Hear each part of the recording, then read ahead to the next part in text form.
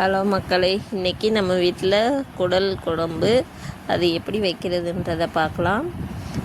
கடையில் குடல் நல்லா சுத்தப்படுத்தி தான் கொடுப்பாங்க. ஆனால் கிராமங்கள்ல எல்லாம் எங்கள் அப்பா வாங்கிட்டு வரும்போது அப்படியே முழு குடலாக வாங்கிட்டு வந்து தான் கழுவி அதை வீட்டில் குட்டி குட்டியாக நறுக்கி அப்படி ரெடி பண்ணுவாங்க. ஆனால் எங்கள் ஊரில் நல்லா க்ளீன் பண்ணியே கொடுத்துருவாங்க. அதை வாங்கிட்டு சுடுதண்ணியில் மஞ்சத்தூள் போட்டு நல்லா கழுவி எடுத்து வச்சுக்கிறணும். கழுவி எடுத்து வச்சுட்டு அதுக்கு அதை மஞ்சத்தூள் போட்டு திருப்பி குக்கரில் நல்லா தண்ணி ஊற்றி 2 விசில் விட்டு எடுத்து வச்சுக்கோங்க தனியாக.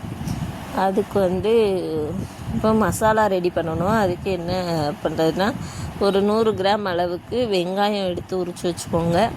3 தக்காளி பழம், ஒரு கொஞ்சம் தேங்காய் சில் எடுத்துக்கோங்க.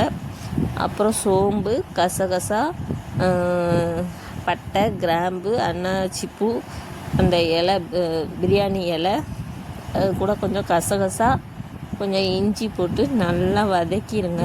வதக்கிட்டு அது நல்லா நல்லா நைஸாக வதங்கினதுக்கப்புறம் கொஞ்சம் ஆற விட்டுட்டு அதை ஒரு மிக்ஸி ஜாருக்கு மாற்றிடுங்க. மாற்றிட்டு ஃபைன் பேஸ்ட்டாக அரைச்சி எடுத்து வச்சுக்கோங்க. எடுத்து வச்சுட்டு நம்ம குக்கரில் ஏற்கனவே வேக வச்சுருந்தா அந்த குடல் கூட இந்த மசாலாவை கலந்துருங்க. நல்லா தண்ணி ஊற்றி அலசி கலந்து வச்சுக்கோங்க. வச்சுட்டு ஒரு 2 ஸ்பூன் குழம்பு மிளகாய் தூள் நம்ம வீட்டிலே அரைச்சி வச்சுருப்போம்ல, அதில் ஒரு 2 ஸ்பூன் போட்டுட்டு நல்லா அதையும் கலந்து விட்டுருங்க. கலந்துட்டு கொஞ்சம் தண்ணி சேர்த்துட்டு உப்பு சேர்த்துக்கோங்க. உப்பு சேர்த்துட்டு நல்லா கொதிக்க விட்டு இறக்கி பாருங்கள். சூடான குடல் குழம்பு ரெடி ஆயிடுச்சு.